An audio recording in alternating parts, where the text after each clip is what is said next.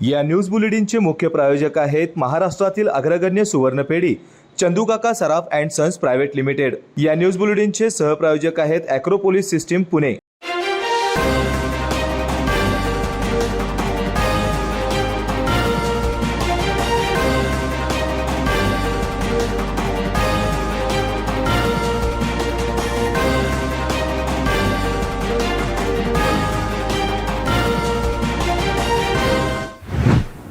नमस्कार, मी सुरेखा। तारा न्यूजमध्ये आपले स्वागत।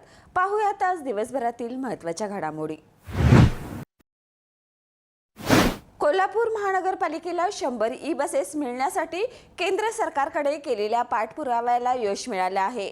शुक्रवारी ई बसेसच्या मंजुरीचे पत्र मिळाले आहे। जानेवारीपर्यंत या बसेस रस्त्यावर धावतील, अशी माहिती खासदार धनंजय वाडिक यांनी दिली। कोल्हापूर महानगरपालिकेला ई बसेस मिळाव्यात यासाठी सातत्याने पाठपुरावा सुरू होता। संपूर्ण देशात 3162 तर महाराष्ट्रासाठी 1290 ई बसेस मंजूर झाल्या आहेत। लोकसंख्येच्या निकषानुसार राज्यातील निवडक शहरांमध्ये ही बसेसची संख्या निश्चित करण्यात आली आहे। त्यानुसार शहराची गरज लक्षात घेऊन कोल्हापूरसाठी 100 ई बसेस मंजूर करून घेतल्या। त्याचा आदेशही केंद्र मंत्रालयाने काढला आहे। जानेवारीपर्यंत या बसेस केएमटीच्या ताफ्यामध्ये येतील असे सांगून ते म्हणाले, यावेळी शहरातील सार्वजनिक वाहतूक व्यवस्था सक्षम होणार असून प्रदूषणही कमी होण्यास मदत होणार आहे। यावेळी माजी आमदार अमल महाडिक, महेश जाधव, विजय जाधव, राहुल चिकोडी, सत्यजित कदम, जयंत पाटील उपस्थित होते। केंद्र सरकारच्या वतीनं आदरणीय प्रधानमंत्री मोदीजी यांच्या माध्यमातून कोल्हापूर शहरासाठी दिवाळीचं भव्य दिव्य असं गिफ्ट मिळालेलं आहे।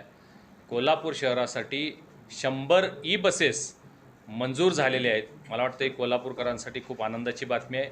गेले अनेक वर्ष कोल्हापूर महानगरपालिकेत अंतर्गत असणारी केएमटी बस सेवा ही विस्कळीत झालेली होती। असणाऱ्या बसेसपैकी 50% जास्त बसेस या नादुरुस्त आहेत। ज्या इतर बसेस रस्त्यावरती चालू आहेत त्याचा मेंटेनन्स होत नव्हता। चांगलं उत्पन्न होत नसल्यामुळं कर्मचाऱ्यांचे पगार वेळेवर होत नव्हते। या सगळ्यावरती सोल्युशन म्हणून महापालिकेनं 50 बसेसची मागणी राज्य सरकारकडून केंद्र सरकारकडे केलेली होती। गेल्या 1 वर्षापूर्वी मी भारतीय जनता पार्टीचा खासदार म्हणून निवडून आल्यानंतर त्या 50 बसेसचे 100 बसेस कशा होतील यासाठी मी प्रयत्न केला। केंद्र स्तरावर 3-4 बैठका झाल्या आणि काल ती जी अंतिम बैठक झाली त्यामध्ये कोल्हापूर शहरासाठी 100 ई बसेस मंजूर झालेले आहेत। कोल्हापूरसाठी खूप मोठी बातमी आहे आणि पर्यावरणपूरक महत्त्वाचा निर्णय म्हणजे पर्यावरणपूरक या बसेस असणार आहेत। कुठल्याही पद्धतीचं कार्बन एमिशन होणार नाही, कुठल्याही पद्धतीचे मेंटेनन्स लागणार नाही आहे आणि मॅन पॉवर कमी लागणार आहेत। AC बसेस सगळ्या आहेत। सगळं जे पेमेंट होणार आहे ते डिजिटली पेमेंट करण्याचा आपला मानस आहे। अशा एकंदरीत कोल्हापूर शहराच्या प्रगतीमध्ये आणखीन एक किंवा मानाचा तुरा त्यामध्ये रोवला जातोय, याचा मला खूप राष्ट्रवादी काँग्रेस असंघटित कामगार संघटनेचे जिल्हाध्यक्ष नितीन शहाजी मस्के यांच्या नेतृत्वाखाली शुक्रवारी बांधकाम कामगारांना दिवाळी सणाच्या खर्चापोटी प्रत्येकी 10,000 सानुग्रह निधी द्यावा या मागणीसाठी सहाय्यक कामगार आयुक्त बांधकाम कामगार कल्याण महामंडळ यांना निवेदन दिले। बांधकाम कामगारांना दिवाळी सणाच्या खर्चापोटी प्रत्येकी 10,000 रुपये सानुग्रह निधी द्यावा यासाठी बांधकाम कामगार कल्याण महामंडळाकडे जो कोट्यावधीचा निधी पडून आहे तो निधी बांधकाम कामगारांच्या हक्काचा असून तो त्यांना देण्यात यावा अशी मागणी राष्ट्रवादी काँग्रेस असंघटित कामगार संघटनेच्या वतीने करण्यात आली। गेली 4 वर्ष बांधकाम कामगारांना दिवाळीचा सानुग्रह निधी मिळत नाही, म्हणून या लाभापासून बांधकाम कामगार वंचित राहिलेला आहे। सध्याची कामगारांची परिस्थिती खूप हलाखीची असल्याकारणाने त्यांना अशा महागाईच्या दिवसात काबाड कष्ट करून सरळ पोटही भरता येत नाही। अशा परिस्थितीमध्ये वर्षातून येणारा दिवाळी हा सण मोठा हाल उसनवार किंवा सावकारकी यांच्या हातापाया पडून पैसे गोळा करून करावा लागतो। दिवाळी हा सण कसा साजरा करायचा हा बांधकाम कामगारापुढे मोठा प्रश्न असतो। तसेच कामगारासाठी मिळत असलेले 2 वेळचे मध्याह्न भोजन देखील शासनाने बंद केले आहे। त्या माध्यमातून खर्च होणारा कोट्यावधीचा निधी शासनाकडे तसाच पडून आहे। म्हणून बांधकाम कामगार कल्याणकारी महामंडळाने यावर्षी प्रत्येक बांधकाम मजुरांना दिवाळीच्या खर्चापोटी 10,000 रुपये सानुग्रह निधी द्यावा अशी मागणी केली।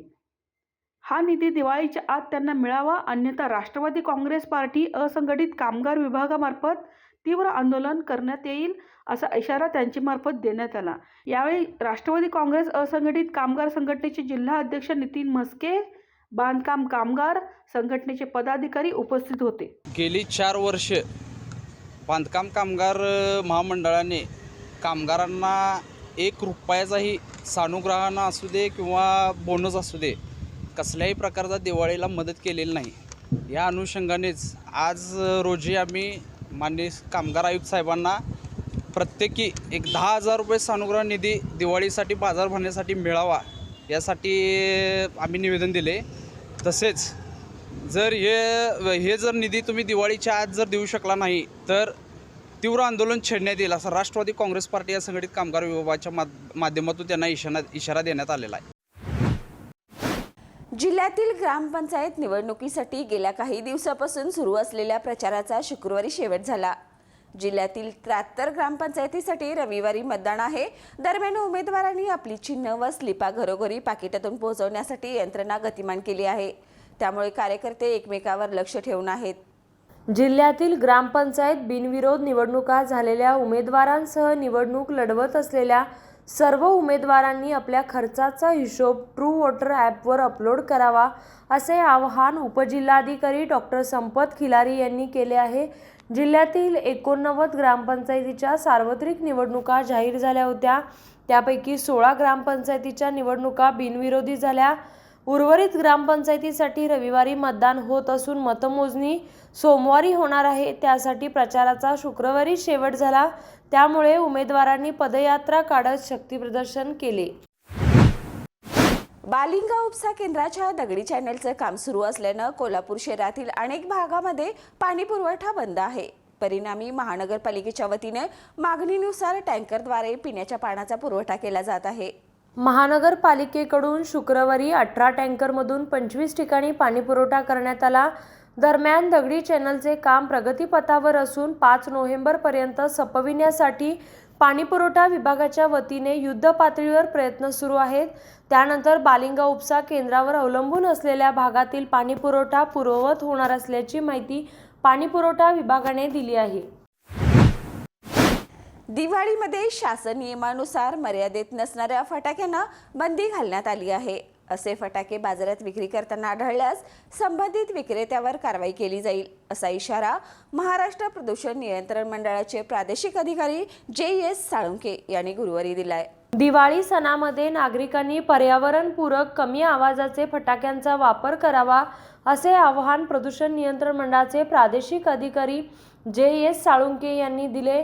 दिवाळी सणापूर्वी स्थानिक बाजारपेठेत उपलब्ध झालेल्या फटाक्यांच्या ध्वनी मापनाची चाचणी गुरुवारी राजारामपुरी येथे सायबर कॉलेजच्या मैदानावर घेण्यात आली। सुट्टे फटाके, फटाक्यांच्या माळा या विविध प्रकारांच्या फटाक्यांच्या आवाजाची तीव्रता ही यावेळी मोजण्यात आली। त्यावेळी नागरिकांनी नियमाचे उल्लंघन करू नये असे आवाहनही करण्यात आले। शिवाजी विद्यापीठातील BGCच्या परीक्षा पुढे ढकलण्यात आल्या आहेत। नवीन शैक्षणिक धोरणानुसार BGCचे नाव बदलून PG डिप्लोमा इन जर्नलिझम असं करण्यात आलं आहे। त्यानुसार अभ्यासक्रम तयार केला जात असून मान्यतेसाठी आस्थापना विभागाकडे पाठवला आहे। त्यामुळे विभाग प्रमुखांनी पत्राद्वारे केलेल्या विनंतीला मान देऊन परीक्षा पुढे ढकलली आहे। शिवाजी विद्यापीठातील BJCच्या परीक्षा 1 डिसेंबरपासून सुरू होतील अशी माहिती परीक्षा व मूल्यमापन मंडळाने दिली। नवीन शैक्षणिक धोरणाच्या अंमलबजावणीला प्रारंभ झाला। त्यानुसार PG डिप्लोमा इन जर्नलिझम असे नाव बदलून अभ्यासक्रमात बदल केला आहे। बदललेला नवीन अभ्यासक्रम पूर्ण झाल्यानंतर MJC बरोबर या डिप्लोमाच्या परीक्षा घेतल्या जाणार आहेत। अधिविभागीय आस्थापनेच्या मान्यतेची वाट पाहत आहे। तसेच विद्यार्थ्यांचे सध्या प्रॅक्टिकल सुरू असून जुन्या व नव्या अशी संयुक्तरित्या परीक्षा घेतली जाणार आहे। विभागाने पाठवलेल्या पत्राला मान्यता देऊन पुढील वेळापत्रक परीक्षा विभागाने PG डिप्लोमा इन जर्नलिझम विभागाला पाठवले आहे। नवीन वेळापत्रकानुसार पुढे ढकललेल्या परीक्षा होणार आहेत। वेळ झाली छोट्याशा ब्रेकची। कुठेही जाऊ नका, पाहत रहा तारा न्यूज। या न्यूज बुलेटिनचे मुख्य प्रायोजक आहेत महाराष्ट्रातील अग्रगण्य सुवर्णपेढी चंदूकाका सराफ अँड सन्स प्रायव्हेट लिमिटेड। या न्यूज बुलेटिनचे सहप्रायोजक आहेत ॲक्रोपोलिस सिस्टीम पुणे। ब्रेक नंतर पुन्हा एकदा आपलं स्वागत। अहमदनगरमध्ये महाराष्ट्रातील सर्वात मोठे लाचेचे प्रकरण समोर आले आहे. ही लाच तब्बल 1 कोटी रुपयाची आहे. लाचलुचपत प्रतिबंधक विभागाचे अपर महासंचालक विश्वास नागरे पाटील यांनी शनिवारी या प्रकरणाची माहिती दिली. अहमदनगरमध्ये महाराष्ट्रातील सर्वात मोठे लाचेचे प्रकरण समोर आले. ही लाच लाखोंमध्ये नाही तर कोट्यवधी रुपयांमध्ये आहे. लाच घेणारा अधिकारी कुणी सचिव दर्जाचा नाही तर केवळ अभियंता आहे. शासकीय ठेकेदारांचे काम केले म्हणून त्याने ही लाच मागितली. लाचेच्या या प्रकारामुळे सर्वांनाच धक्का बसलाय. लाच घेणारा आणि लाच देणारा यांच्यामधील संभाषण समोर आलंय. त्यात तुझ्या कष्टाचे फळ तुला मिळणार आहे असे म्हणले गेले. या प्रकरणात अभियंत्यांसह आणखी एका व्यक्तीचा महत्त्वाचा रोल असल्याची माहिती समोर आली आहे. लाचलुचपत प्रतिबंध विभागाचे अप्पर महासंचालक विश्वास नांगरे पाटील यांनी शनिवारी या संदर्भात माहिती दिली. ठीक आहे. मी थोडंसं केंद्रीय दक्षता आयोगानं ज्या सूचना दिलेल्या आहे ना त्या अनुषंगानं पहिल्यांदा सांगेल. ज्या सेंट्रल विजिलन्स अवेअरनेस वीक आपण सेलिब्रेट करू. ओके. नमस्कार. केंद्रीय दक्षता आयोगानं दिलेल्या सूचनेनुसार पूर्ण देशामध्ये 30 ऑक्टोबर ते 5 नोव्हेंबर हा दक्षता जनजागृती सप्ताह म्हणून ऑब्झर्व करण्यात येतो. सप्ताह 30 ऑक्टोबरला सुरू होतो. खरं तर विजिलन्स हे 3 प्रकारचं असतं. त्यात डिटेक्टिव्ह आणि प्युनिटिव्ह म्हणजे त्यात शिक्षा होते, आणि प्रिव्हेंटिव्ह विजिलन्स हे अवेअरनेस एज्युकेशन जनजागृती आणि शिक्षणाच्या माध्यमातून आपल्या सगळ्यांच्या माध्यमातून, मग त्यात इलेक्ट्रॉनिक आणि प्रिंट मीडियाचा खूप महत्वाचा योगदान आणि सहभाग आहे. पूर्ण राज्यामध्ये आपण सर्व सामाजिक घटकांपर्यंत पोहोचण्याचा प्रयत्न करत आहोत. लाच घेणं आणि लाच देणं हे दोन्ही गुन्हे आहेत, आणि या अनुषंगानं आपल्याला माहित आहे की आपली जी भौतिक, आर्थिक, सामाजिक प्रगती असते त्यामध्ये हा भ्रष्टाचार प्रमुख अडथळा आहे, आणि त्याचं समूळ उच्चाटन करण्याच्या अनुषंगानं लाचलुचपत प्रतिबंधक विभागानं कंबर कसलेली आहे. आमचे महासंचालक श्री निकेत कौशिक साहेबांच्या मार्गदर्शनाखाली आणि नेतृत्वाखाली पूर्ण राज्यभरात खूप चांगल्या पद्धतीनं कारवाई होताना दिसते. आतापर्यंत 700च्या वर सापळा कारवाई म्हणजे लाच घेताना सरकारी अधिकारी कर्मचाऱ्यांना पकडण्याचं काम या वर्षभरात आपल्या वेगवेगळ्या परिक्षेत्रीय टीम्सनी केलेलं आहे. ऑफकोर्स 140 ट्रॅप करून नाशिक अव्वल नंबरवरती आहे, आणि चांगले क्वालिटी ट्रॅप्स केलेले आहेत. काल सुद्धा इथं अतिशय चांगली कारवाई नाशिकच्या युनिट्सने केलेली आहे. एकूण ही जनजागृती करणं, सर्वसामान्य माणसापर्यंत पोहोचणं, यासाठी या आठवडाभरात वेगवेगळ्या ठिकाणी कार्यक्रम आयोजित केलेले आहेत. त्यांना आपण चांगली प्रसिद्धी दिली, त्याबद्दल आपलेही खूप धन्यवाद. आपल्याला माहित आहे की भ्रष्टाचार प्रतिबंधक अधिनियम 1988 मध्ये बदल होऊन 2018 मध्ये अनेक चांगल्या कारगर अशा उपाययोजना या कायद्याच्या माध्यमातून झालेल्या आहेत. 1946 साली लाचलुचपत प्रतिबंधक विभागाची स्थापना करण्यात आली. त्या माध्यमातून गुप्त चौकशी, उघड चौकशी, सापळा कारवाई, सरकारी अधिकाऱ्यांची अपसंपत्तीची चौकशी, क्रिमिनल मिसकॉन्डक्ट म्हणजे फ्रॉड किंवा स्कॅम्स याचा तपास या विभागाच्या माध्यमातून होत असतो, आणि ही कारवाई अतिशय व्यापक स्तरावर आपण पूर्ण राज्यामध्ये करत आहोत. त्यामुळे या केंद्रीय सतर्कता आयोगाच्या आदेशानुसार या सप्ताहामध्ये अजून चांगल्या पद्धतीने जनजागृती लोकांपर्यंत पोहोचण्यासाठी आपण सहभाग द्यावा, मदत करावी, योगदान द्यावं असं मी आवाहन करतो. काल नगरमध्ये मोठी कारवाई झालेली आहे, तुमचं काय तपशील? नगरमध्ये काल एक सहाय्यक अभियंता औद्योगिक MIDC महाराष्ट्र इंडस्ट्रियल डेव्हलपमेंट कॉर्पोरेशनच्या एका सहाय्यक अभियंत्याला आणि त्याचा त्यावेळचा उपअभियंता या दोघांनी 20 ऑक्टोबर रोजी 1 कोटी रुपयांची मागणी केलेली होती. ही मागणी याच्यासाठी होती की MIDC मध्ये मुळा डॅम ते देहरे या भागामधली जी लोखंडी पाईपलाईन 1000 mm ची आहे त्याचं कॉन्ट्रॅक्ट हे साधारण 31.67 कोटीचं कॉन्ट्रॅक्ट या शासकीय आमचा जो तक्रारदार आहे शासकीय ठेकेदार त्याला मिळालेलं होतं. त्याची सिक्युरिटी डिपॉझिट साधारण 94 लाख आणि 1,67,00,000 दुसरी अनामत रक्कम, पहिली सुरक्षा ठेव आणि अनामत रक्कम आणि त्याचं साधारण 14.11 लाखाचं पेंडिंग एक बिल, असे 2.66 कोटी रुपये त्याचे एक बिल बाकी होतं, त्याचे पैसे मिळायचे बाकी होते. आणि जे काम केलेलं होतं त्याचं रिवॉर्ड म्हणून हा सहाय्यक अभियंता त्याच्या पाठीमागं म्हणजे वेळोवेळी मागणी करत होता. हा 20 ऑक्टोबरला त्याचं व्हेरिफिकेशन झालं.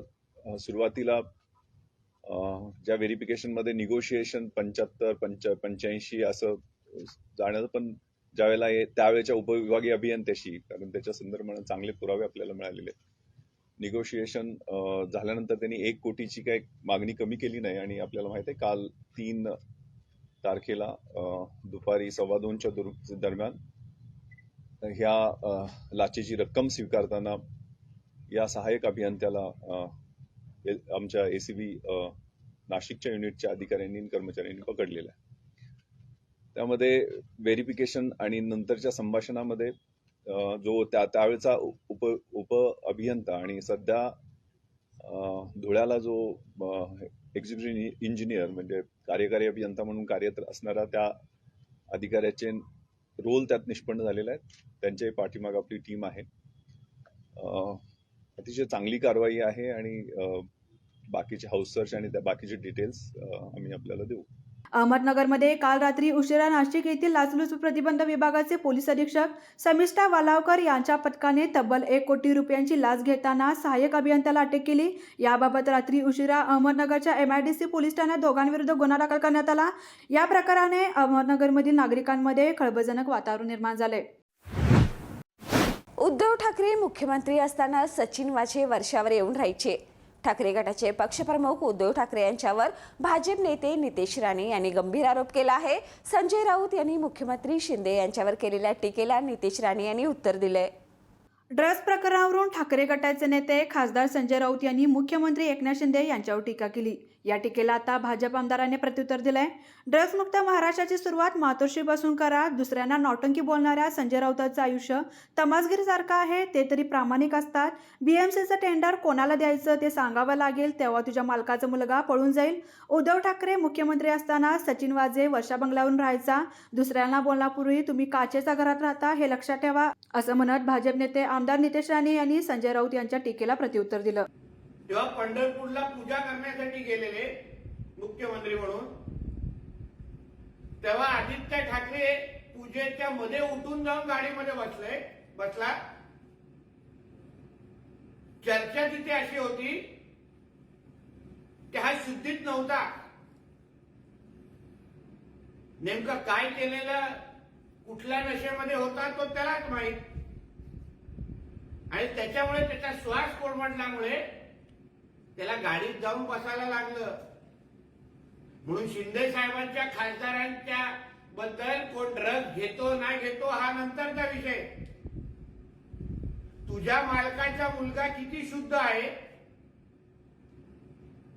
कुठल्या कुठल्या अंमली पदार्थांच्या त्या ड्रग्ज माफिया बरोबर तो पाट्या करतो, ह्याचं पण मग आम्हाला टॉवर लोकेशन महाराष्ट्राला दाखवायला लागेल. सुशांत सिंग आणि दिशा सालियांच्या ज्या 8 तारीख आणि 13 तारखेच्या पार्टीमध्ये तुझ्या मालकाचा मुलगा शुद्धीत होता का ह्याचं पहिलं सर्टिफिकेट आम्हाला दे आणि मग दुसऱ्यांवर अंमली पदार्थ आणि ड्रग्ज मुक्त महाराष्ट्राची भाषा कर. ड्रग्ज मुक्त महाराष्ट्राच्या पहिली सुरुवात ही मातोश्रीवरून करा आणि मग उर्वरित महाराष्ट्रावर लक्ष ठेवा, एवढं मी संजय राजाराम राऊतला सांगितलं. आठवड्यापूर्वी 80 ते 100 रुपयापर्यंत गेलेल्या कांद्याच्या दरात घसरण होत आहे. गेल्या 8 दिवसात तब्बल 1250 रुपयांनी कांद्याचे दर घसरले आहेत. त्यामुळे कांदा उत्पादक शेतकऱ्यांना मोठा आर्थिक फटका बसला आहे. आता गृहिणींसाठी मोठी आनंदाची बातमी समोर आली आहे. कांद्याच्या दरात घसरण झाली आहे. ऐन सणासुदीच्या काळांमध्ये कांद्याच्या दरात वाढ झाल्याने सर्वसामान्यांचं बजेट कोलमडलं होतं. मात्र कांद्याच्या दरात घसरण झाल्याने सर्वसामान्यांना दिलासा मिळाला आहे. गेल्या आठवड्यात 27 ऑक्टोबर रोजी उन्हाळी कांद्याला सर्वोच्च दर मिळाला होता. कांदा उत्पादक शेतकऱ्यांना 5,820 रुपये दर मिळाला होता. बाजारात कांद्याचे दर 80 ते 100 रुपयांवर गेले होते. यामुळे सरकारने कांदा दर नियंत्रण करण्यासाठी नाफेडचा कांदा बाजारात आणण्याचा निर्णय घेतला. त्याचाच फटका आता शेतकऱ्यांना बसताना दिसतोय. आठवड्याभरात कांद्याच्या दरात तब्बल 1250 रुपयांची घसरण झाली. यामुळे शेतकऱ्यांचं मोठं आर्थिक नुकसान झालंय. राजस्थान, मध्य प्रदेशसह 5 राज्यातील विधानसभा निवडणुका होत आहेत. यामुळे केंद्र सरकारने कांद्याचा दर नियंत्रण ठेवण्याचा निर्णय घेतला. त्यासाठी नाफेड NCCF मार्फत खरेदी केलेल्या कांद्याचा बफर स्टॉक विक्रीसाठी बाजारात आणला. हा कांदा 25 रुपये किलो दराने विक्रीसाठी आणण्यात आला. यामुळे आठवड्यापासून कांद्याच्या दरामध्ये दररोज घसरण होत असल्याचं पाहायला मिळतंय. कोल्हापुरात माणुसकी अजून जिवंत आहे. आमदार सतेज पाटील यांच्या संकल्पनेतून माणुसकीची भिंत हा उपक्रम राबवला जात आहे. हा उपक्रम गेली 7 वर्ष कोल्हापुरात राबवला जात आहे. या उपक्रमाअंतर्गत नको असेल ते द्या, हवं असेल ते घ्या ही संकल्पना राबवली जात आहे. माणुसकीची भिंत यामधून गरजू लोकांना माणुसकीची ऊब देण्याचा प्रयत्न केला आहे. यामध्ये कोल्हापुरांचा भरभरून प्रतिसाद मिळत आहे. कोल्हापूरमध्ये CPR चौकात या माणुसकीची भिंत उपक्रमाचे आयोजन 4 नोव्हेंबर ते 5 नोव्हेंबर या कालावधीसाठी केलेले आहे. जगभरामध्ये असे उपक्रम होतात आणि म्हणून कोल्हापूरमध्ये आम्ही 5-7 वर्षापूर्वी हा उपक्रम सुरू केला. आमचे सर्व सहकारी स्वतःहून इथं 2 दिवस थांबत असतात आणि एक लोकांच्या मध्ये आपल्या घरात जे चांगल्या वस्तू आहेत काय करायचा हा प्रश्न असायचा. आता अगदी जेवणाचा डबा, लहान मुलांचे डबं, मुले मोठी झालेले आहेत, आता हा डबा मला उपयोगाला नाही आहे, ते सुद्धा लोक इथं आणून देत आहेत आणि आम्हाला आनंद वाटतो की हे आम्ही गरिबांच्याकडं, ज्यांच्याकडं नाही आहे त्यांना पोचवण्याचा प्रयत्न या ठिकाणी करतोय. आणि याचं अनुकरण अनेकांनी महाराष्ट्रामध्ये 7 वर्षापूर्वी आम्ही सुरू केल्यानंतर अनेकांनी त्या ठिकाणी केलं. आज देखील आपण बघितलं की अगदी इस्त्री करून धुवून कपडे आणून देतात. म्हणजे लोकांना माणुसकी संपली असं एका बाजूला म्हणतो आणि दुसऱ्या बाजूला मात्र इथं जो ओघ आहे येणारा त्यातून अजून माणुसकी शिल्लक आहे हे लक्षात येतंय. तर या होत्या आज दिवसभरातील महत्त्वाच्या घडामोडी. पुन्हा भेटूया नवीन बातमीपत्रासह. तोपर्यंत पाहत रहा तारा न्यूज.